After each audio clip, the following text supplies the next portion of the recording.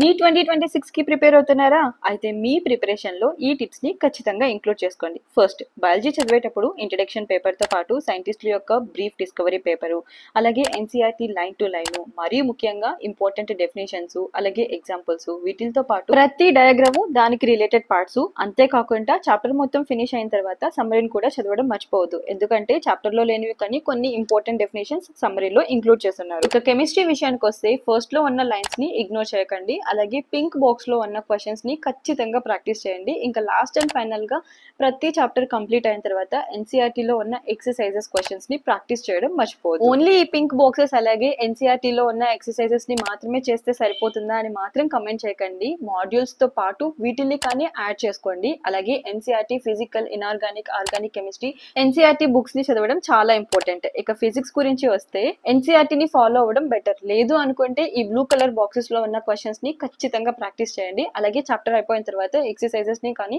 Practice చేయడం మర్చిపోవద్దు. Thank you for watching. Bye.